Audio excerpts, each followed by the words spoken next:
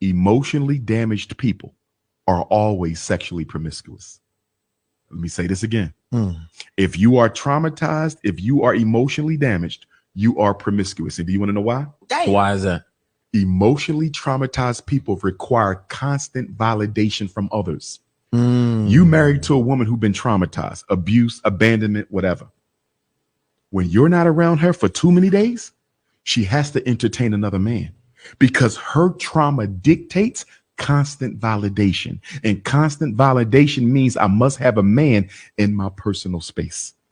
All right. So basically, I'm watching this video and this is going viral and people are saying, oh my God, Dr. Umar Johnson, he's spitting facts. No, listen.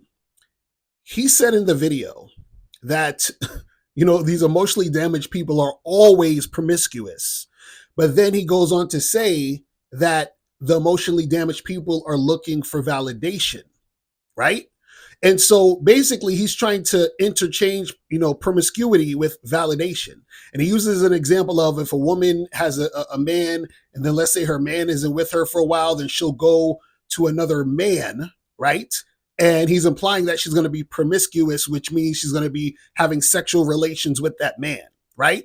What happens is that he keeps saying validation and then also promiscuity as it's the same thing, saying that she's seeking validation through promiscuity. Emotionally damaged people are promiscuous because they cannot go without constant validation. But what happens is that seeking validation does not necessarily mean being promiscuous.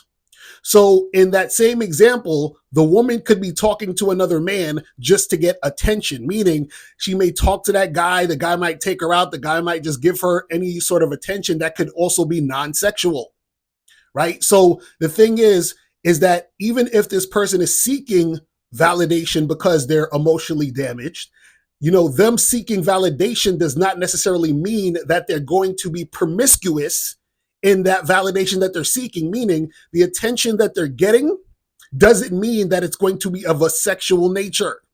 Then he started talking about how, women will be addicted to a guy or just have an addictive personality or whatever because of them being emotionally damaged.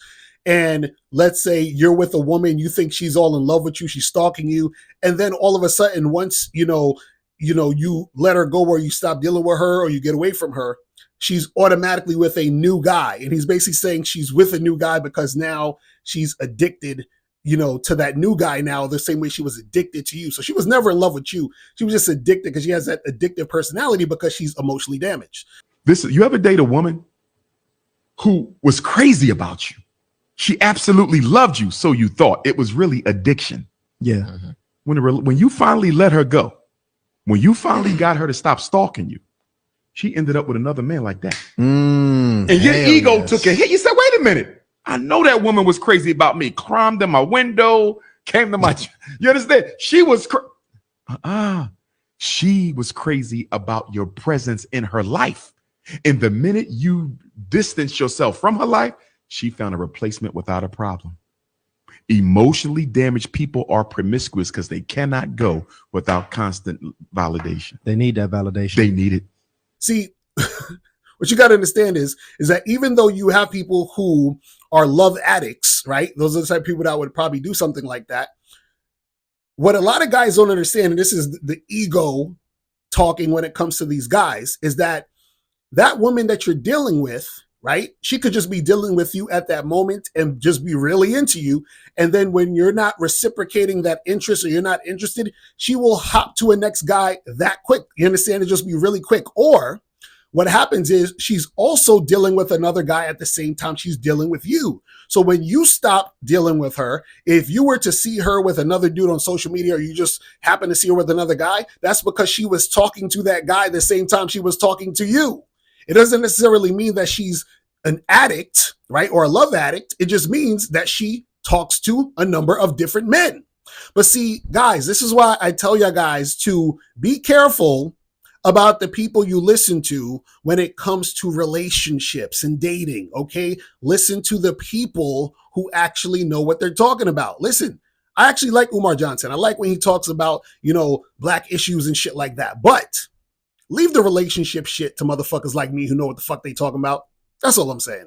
Now, before you go, click the link below and go to badboymembership.com. Now, badboymembership.com is a place where you go to get 45 through 90-minute audio and video dating advice tutorials every month. Listen, I know you're tired of being rejected. Go to badboymembership.com. I know you're tired of being afraid to approach women. Go to badboymembership.com. I know you're tired of not getting the women that you want. Go to badboymembership.com. Listen, I know you're tired of being alone on a Friday night. Go to badboymembership.com. Now picture this. You'll go from not getting what you want when it comes to you dealing with women to actually getting what you want, to being the guy women want to be with, women want to date, women want to have sex with. All you need to do is go to badboymembership.com, follow the steps, learn the game, implement the game, and then you will get the woman you want. Make sure you go to badboymembership.com today. Click the link below.